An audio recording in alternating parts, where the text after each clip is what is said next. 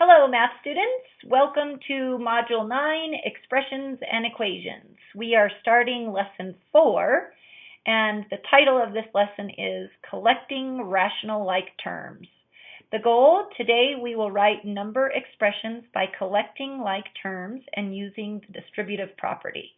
The question that I want you to be thinking about in this lesson is, what must you remember when combining like terms? And I really cannot stress this enough. You cannot combine things that do not have the same variable. Pay attention to that when you're working on your exit tickets, please. All right, so things to know. Rules for combining like terms. Like I just got done saying, you cannot combine it if it doesn't have the same variable. So let's look at this first expression. And we know it's an expression because there's no equal sign anywhere. So it says first look at the parts, look for the parts of the expression. And the different colors that I'm going to use in this lesson are really important because I'm going to show you all the different parts using different colors. So this right here has an I. This right here has an I. And when I say an I, I'm talking about the variable I. This one right here has a variable I. This one right here has the variable H. This one right here has the variable I. And this one right here has the variable of H. And this one has the variable of H. So already we have now, because of colors, identified the different parts of this expression. So we're going to be using light blue for I, and we're going to be using orange for H. Second, make all the common parts a certain way. So this actually right here is doing what I just asked you to do in the second part. So the second part is actually where we're trying to put them in common parts. So that goes right here. And so what I did is I used the commutative property and I just rearranged so that I have all of the I's on one side.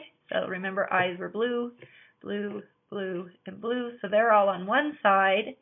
And then all of the H's are on the other side together. And I didn't change the signs. The signs are still the same. You have to keep the signs consistent so that you're doing it correctly. One thing that we could remember that we could do, if it is helpful to us, is we can change our subtraction problems into adding the opposite.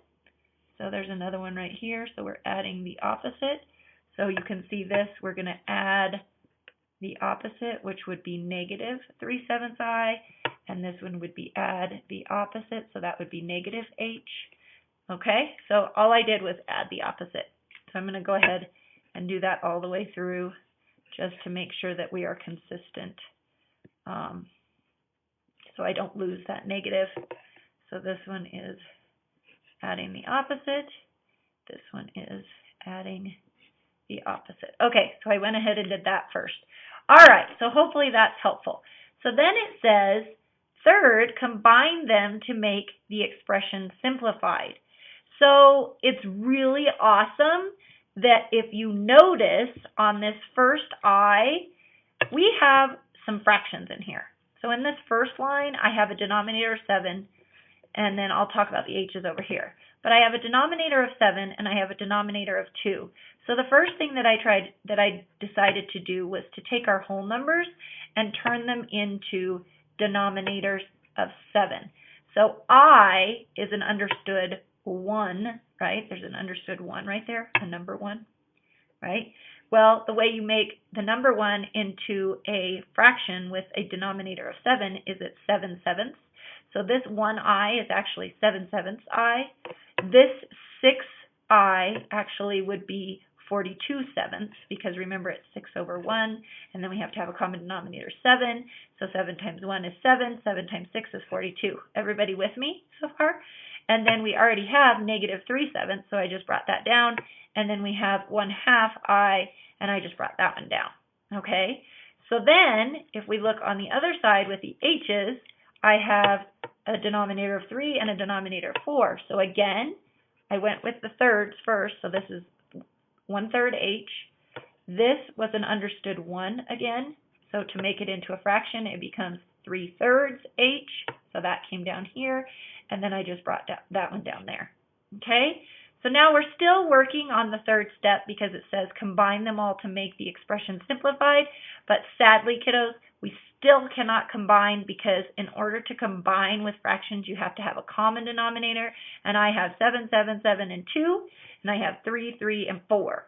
So now I have to find another common denominator for them. Well, 7 and 2 is a pretty easy one. That's 14.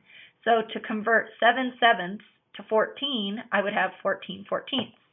Still a 1. Okay, changing a 42 sevenths into 14, well, I have to take 2 times 7 to get 14, so 42 times 2 is 84. Does everybody see what I did that time?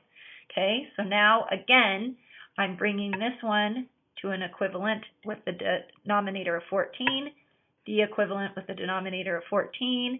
2 times 7 is 14, 3 times 2 is 6, and then 2 times 7 equals 14. What you do to one side, you have to do to the other, so 7 times 1 is 7. Now I have common denominators, so now I can actually do some math. So, because these two say that they're adding, then I'm going to take 14 and 84. 4 plus 4 is 8.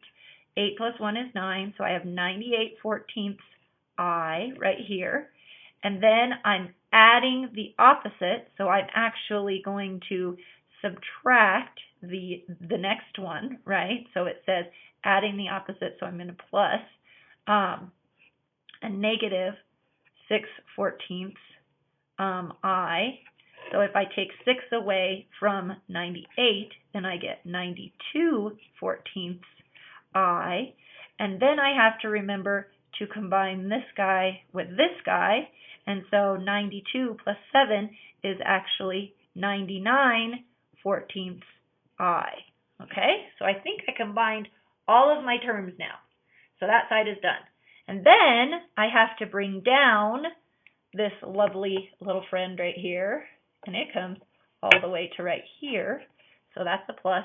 Okay, then I have 4/12 h plus a negative 12 h. So if we combined those two, then we know that we have 4 positives and 12 negatives, and that gives me 8 negative 12 h's. Okay, and then I'm going to add this guy, which is 3/12 h. So again, I have 8 negatives and 3 positives, so that would give me negative 5 12 h's. So now my final expression is these two together right here, which if we write it even closer together over here, we would get 99 14ths I plus negative 5 12ths h. That is the smallest that we can go. And the reason why that is the smallest we can go is because this is an I and this is an h, and you cannot combine things that do not have the same variable. Okay? Now, for some of you, you're like, phew, that was super crazy. It really is not crazy in the sense that you have to remember the rules for working with fractions, that you have to have a common denominator in order to combine them, and if you go slow and you remember to follow all the rules, then you won't get confused and you won't get lost. And that's what we did with combining like terms. I wanted to give you a really scary one because I want you to see that it's totally doable. All right, so going back to our goal. Today we will write number expressions by collecting like terms and using the distributive property.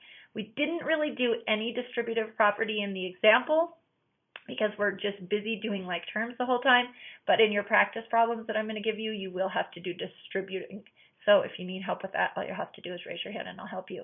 What must you remember when combining like terms? You need to answer that in your notes for me, and I'll be checking either option 1 or option 2. All right, kiddos, that's all I have for you today. Talk to you soon. Bye.